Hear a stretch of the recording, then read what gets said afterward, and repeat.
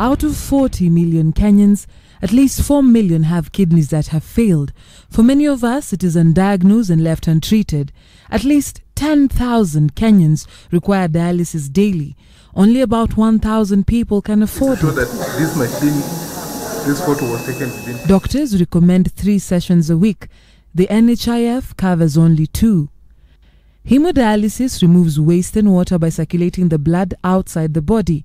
Apart from the long waiting queues in public facilities like KNH, it also takes long. It grounds the patient, and with time, the vessels run out. With the peritoneal membrane. Experts say the answer to that is peritoneal dialysis, PD. You have just air should not go inside there. It's simple. It does not require technically advanced equipment, and the blood is treated without leaving the body. It works like this. Waste and excess water are removed from the blood inside the body using the capillary-rich peritoneal membrane. Then, the dialysis fluid, first warmed, is introduced into the patient's abdominal cavity through a catheter placed in the lower part of the abdomen. Hygiene must be strictly observed. One bag of peritoneal dialysis will go at 2,000, and an adult patient will need like 4 bags in a day. That comes to 8,000 in a day. If the patient does not change the fluid at least 4 times a day, it means the patient will be having more waste remaining in the body. Children require more exchanges. Once the exchange is done, the dialysis goes on. The patient can move, go to the office and be active. No one will even know that you're on dialysis. It has been scarcely used in Kenya. There is only 1 child who is on chronic peritoneal dialysis.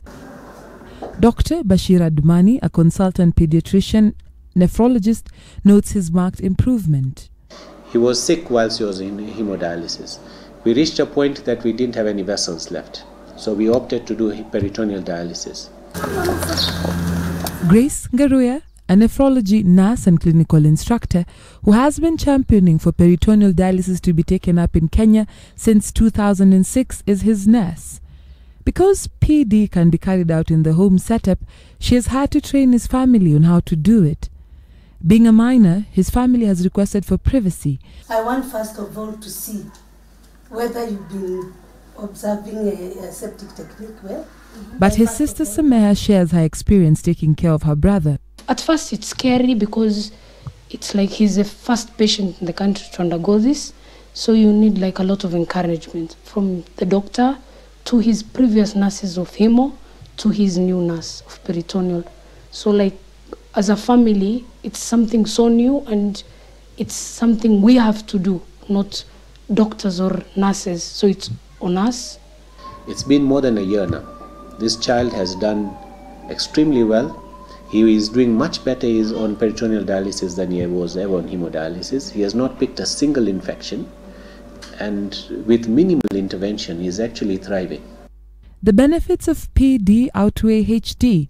For instance, better quality of life, superior survival in the first 2 years of life, reduction in blood pressure, no dietary restrictions, no chance of needle pricks, and infections such as hepatitis B and C.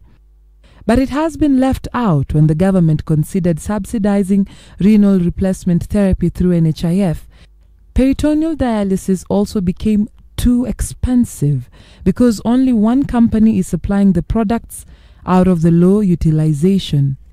It's good that we also embrace peritoneal dialysis so that we also save on costs and we also don't ground patients in hospitals and cause overcrowding.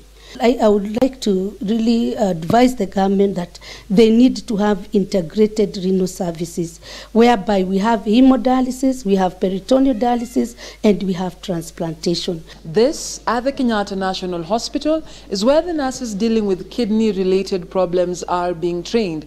In fact, today is examination day. But if peritoneal dialysis is not taken up and there are fewer patients, this training will not meet its objectives. Because the nurses actually, they feel like they are being wasted. Because they are trained on a procedure which is very good, they love it, but they don't have patience to practice. Be that as it may, Kenya's dialysis story continues to be written. Dorcas Wangira, Citizen TV.